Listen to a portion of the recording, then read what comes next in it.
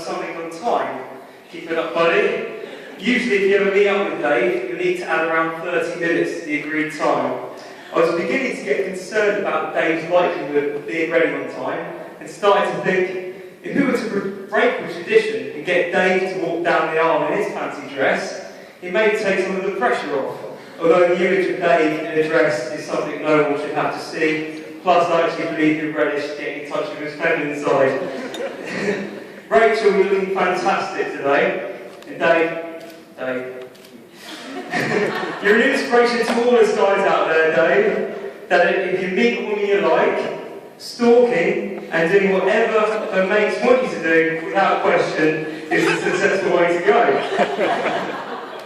I'm trying to remember the first time I met Dave.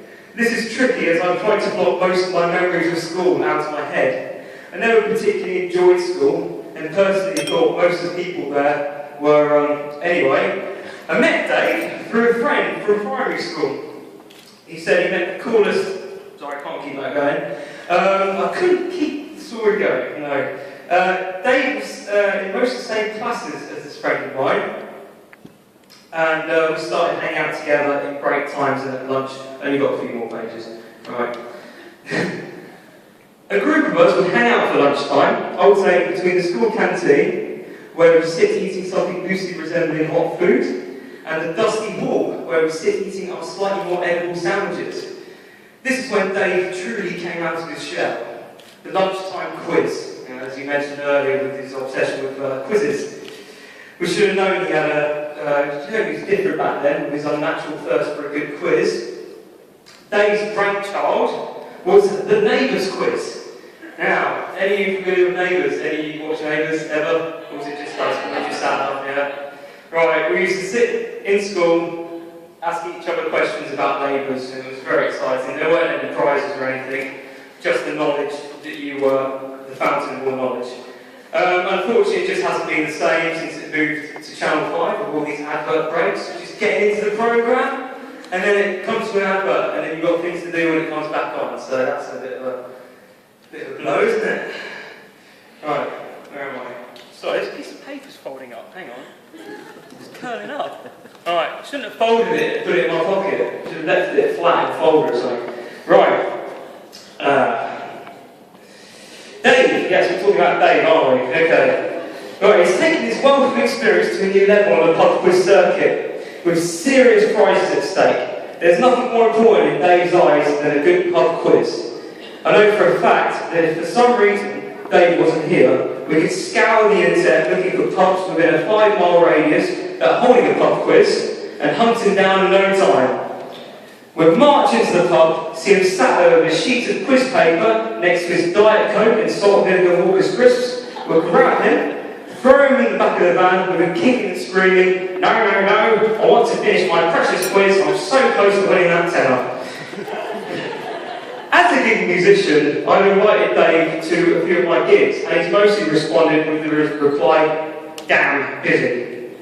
It's become a common catchphrase, so I've started to believe that the only way to get Dave to come to one of my gigs is to get Dave Grohl, one of Dave's many man crushes, to open a quiz night in his local area. Right, after the agony of our school days, we went our separate ways. It's quite a nice run now, isn't it? College mostly. I lost contact with a lot of school acquaintances, I say acquaintances, we particularly like it very much, since leaving, but kept in touch with a few, such as Will, who's got his camera right in my face here, real close up, who was the only one capable in school of keeping his jumper and blazer on through the sweltering summer months as he scanned the top queues looking for fallen sweets and money. Steve over here. Yeah, wave. Who spent most of the time in a headlock or a grundle pin or somehow attached to the bike shed. Remember that quite well. Alan, the nerd who was once sick in assembly. Sorry for that.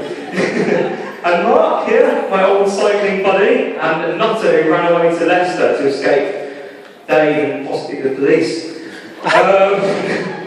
And perhaps a few others who I apologise to if I've forgotten to mention. Despite Dave and I being very different, let's get a bit deep for a couple of seconds now, we became close mates. Right, glad that's over. Right, and as the school days finished and college days began, we stayed in contact. Dave and I even went on holiday together. It was a very relaxing, or romantic, getaway to Slovenia. After a fairly brief flight and a pain feed on from a Brit's point of view, that was a bit of a tongue twister, coach journey, we arrived at a snow-covered hotel in Slovenia. It was perfect skiing weather, but Dave had slight balance issues, so skis may have been a bad idea. You should see him on a trampoline, that will keep you in stitches for hours. Now, we checked into the room to find, to our surprise, a double bed. As we frantically checked every nook and cranny, in a desperate